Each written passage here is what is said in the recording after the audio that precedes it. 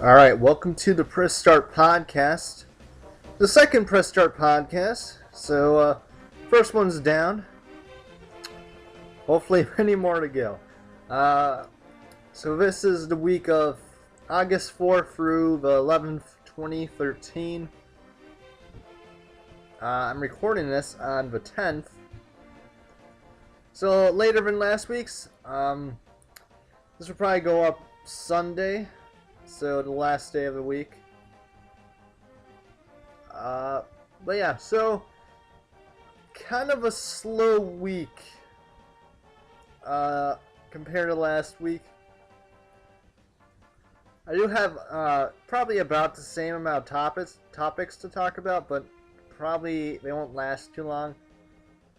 But I'll get down to it. Yeah, let's just start. All right, so I believe this was on Monday. The ESRB ratings board decided to change the look of the ESRB ratings. So now instead they're more white instead of black. So they're easier to read, even though they're not really easier. In my opinion, I thought the old ones looked easier to read, but I guess these ones are supposed to help. I guess it's cool. I mean, no, I don't think anybody really cares. Nobody ever looks at those. And I guess it's news, okay?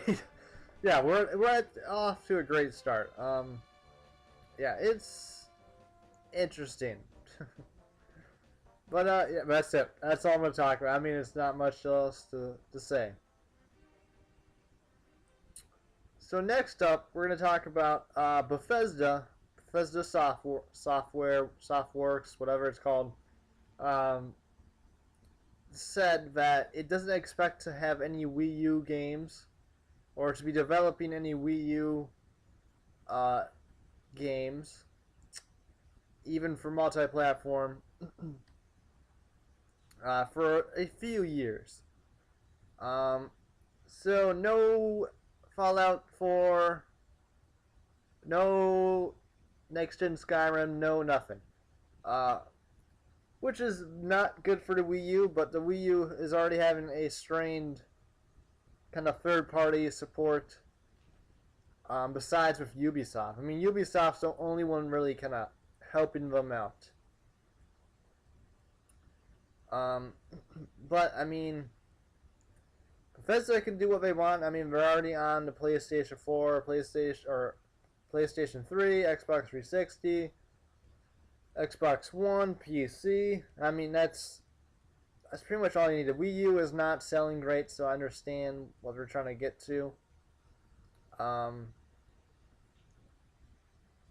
mean, I would like to, have some Wii U games. Alright, I mean, Bethesda released some games on the Wii U to kind of help it out, but if it costs money to do, then I understand it.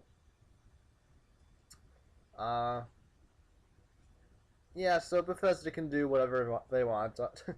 They're Bethesda, they can do whatever they want. Oh, Swaller went wrong. Oh. Alright, so next up, now, I'm pretty sure some of you are aware of, what are they called? The company that owns Atlas, the game developer who makes Persona and all that, is in financial trouble, so it looks like Atlas is going to be for sale. So about 20 companies are looking into purchasing Atlas. And I believe the front runner at the moment with the highest bid or something was Sega. It just kind of shows you that people like Atlas because they know there's a niche in the industry for the games they produce. Persona is a huge series. It's usually always great. They got Shin Megami Tensei. They have they helped out on Dragon's Crown recently. they're a big JRPG kind of company, so hopefully somebody picks them up. Actually, people are going to pick them up, but hopefully they go to the right company that lets them kind of do their thing without kind of messing them up. I don't know if Sega's the best fit because they're also not in great shape at the moment. So I'm hoping that somebody picks them up. Maybe I would like Sony to pick them up, to be honest. Just because I think that would be a good fit since Sony is pretty big in Japan, and Atlus's games sell really well in Japan.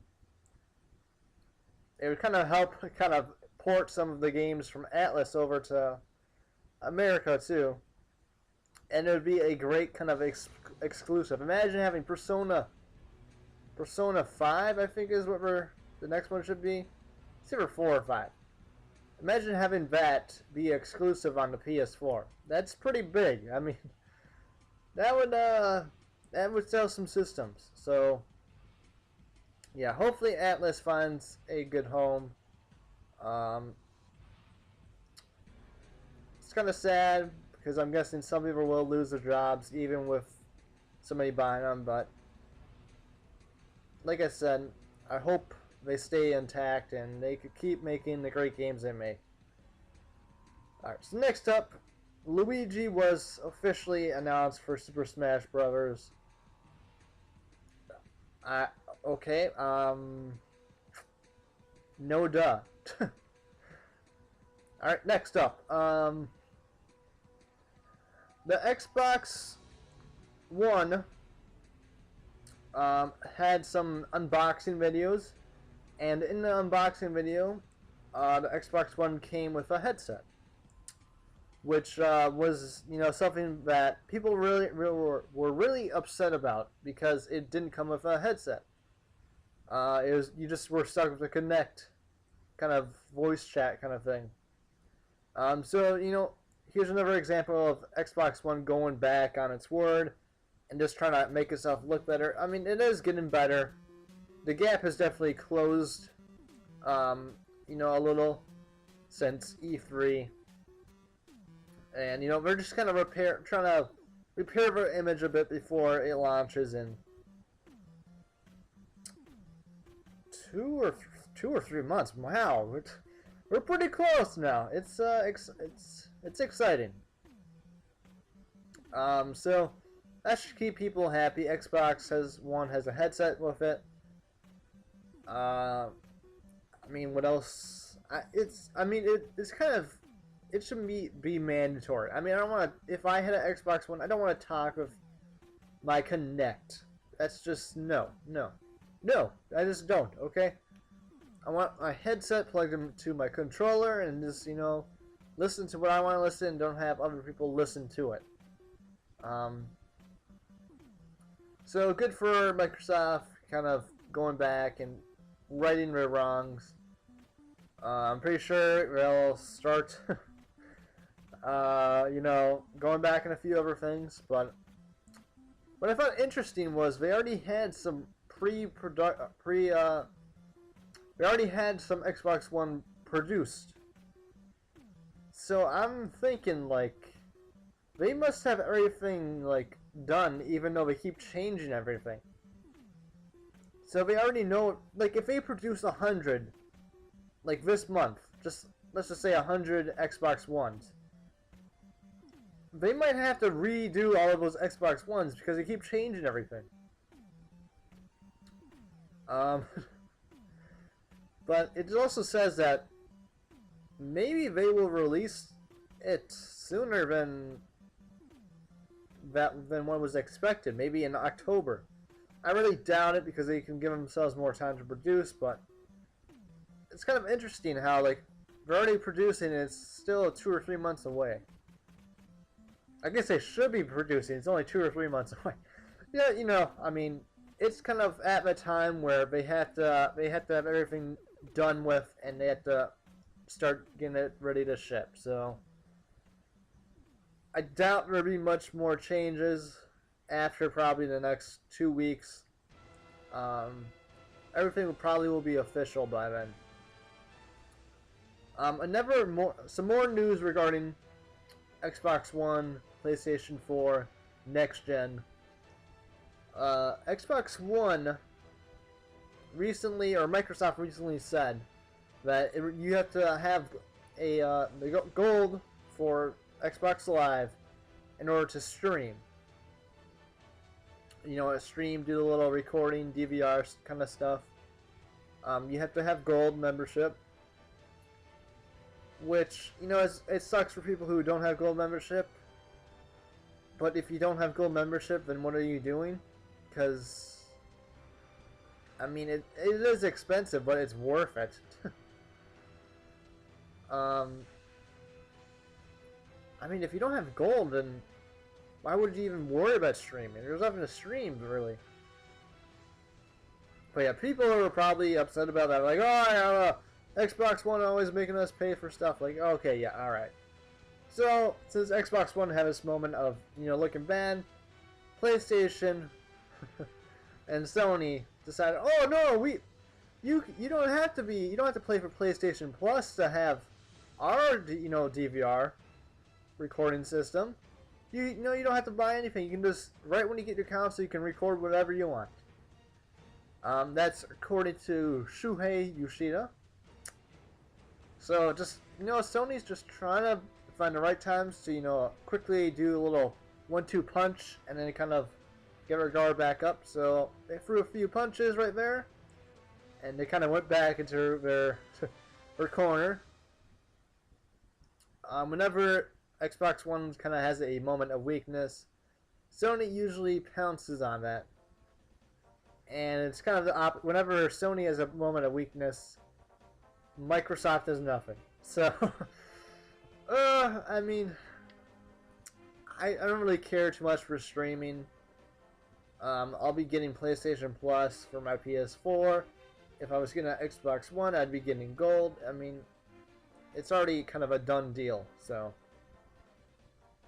there's such great perks by getting, you know, PlayStation Plus that you'd be insane not to get it. And if Xbox Live Gold starts doing more like PlayStation Plus, then you'd be stupid not to get it. So, but yeah, that's pretty much it for the next gen stuff. Maybe not. That's sort of. I guess dealing with the consoles, that's pretty much all I have dealing with that. Next, Wasteland.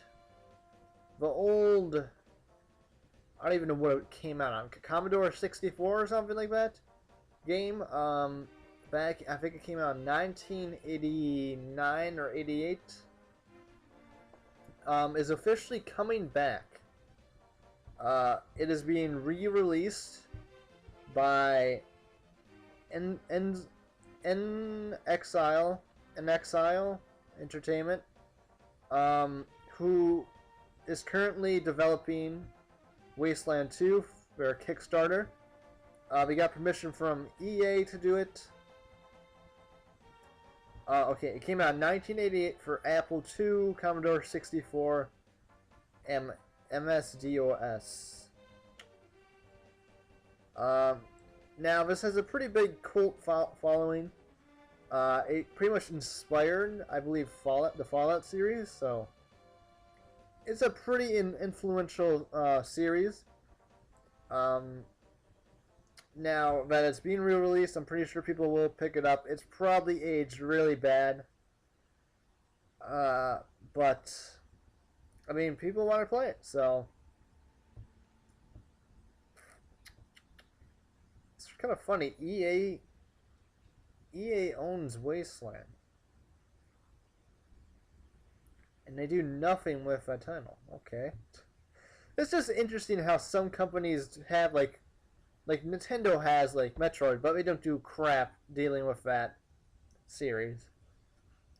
And then, like, just, they always have a few series they just totally forget about, and you're like, why? How can you forget about that? It's such a, you know, a huge series. But hey. So, it re-released. I don't think they have a date. It'll be on Steam, GOG, and in Exile Entertainment's own website. It's cool. Nice to see these old games re-released and all that. I don't think I'll be picking up if it's for free. Probably, actually, probably not, because usually old games run terribly on my laptop. Like I have Fallout 2. It's like a glitch. How can I combine these words? Glitch-tacular. It doesn't run well. Yeah, it's cool. I'm pretty sure a lot of people will be excited. Alright, so now we're down to pretty much my last story. And probably the most interesting and biggest story of the week. So, let's see if I can't find this, actually. I gotta look up the website. So, Valve invited some Dota 2 tournament players into their studio or headquarters or something. And, Jesus Christ, where is it?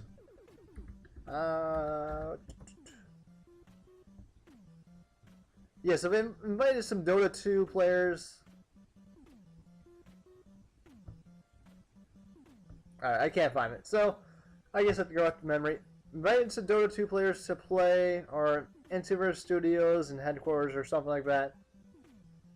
And one of the people took a picture of a computer screen with, I think it was like emails or something.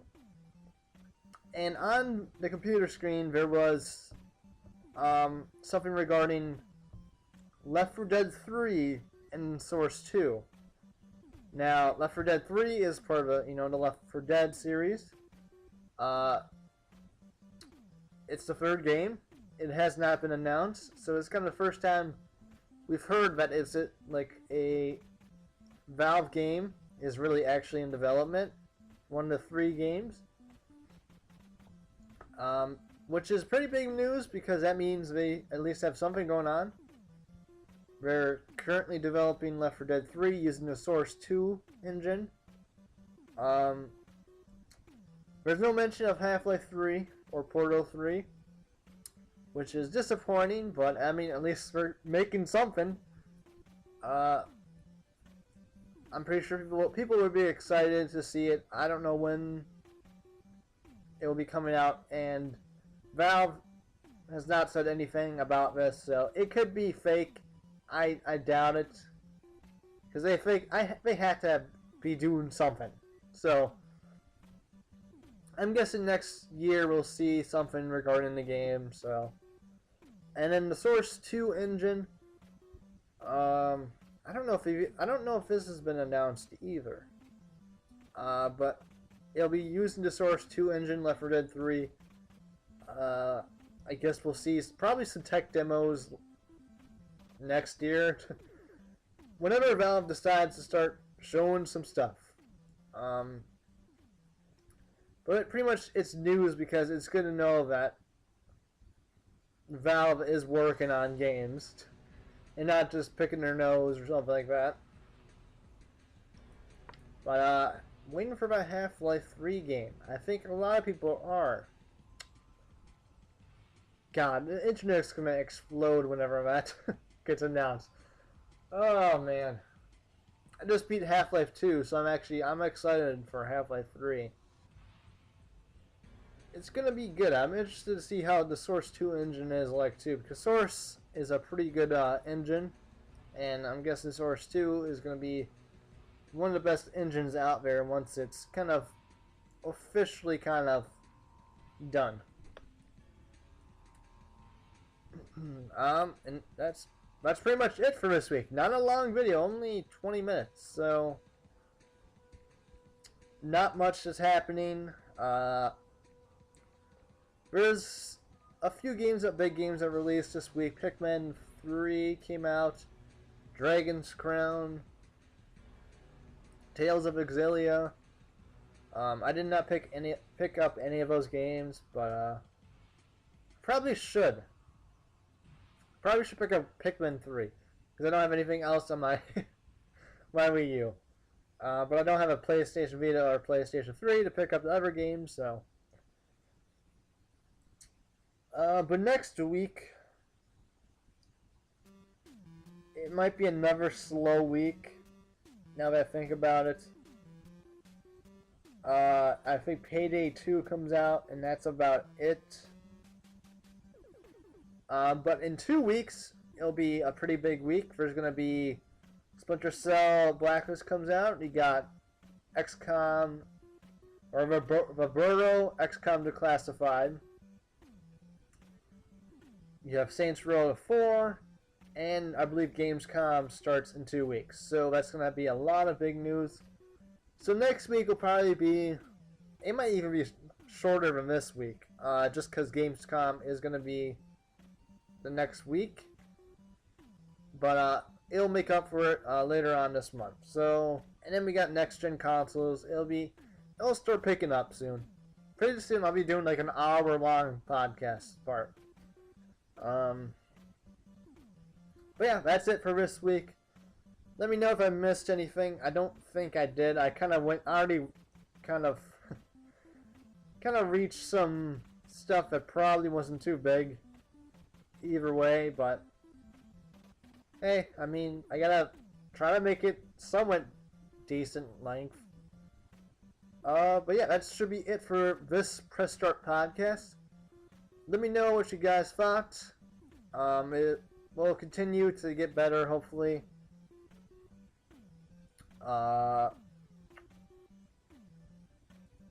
And let me know if anybody is bothered by me combining PressStart into one word. I think it just seems better than spacing it out. But maybe that's just me. And I'll try and make an intro very soon. I have an idea for it, but I've kind of been busy this week. I'm trying to catch up on recording, so I'll leave it off there. Nobody suggested a title change last time, so I think it's okay. But like I said, that's it for this week. I'll see you guys around next week for the PressStart Podcast. Adios, amigos.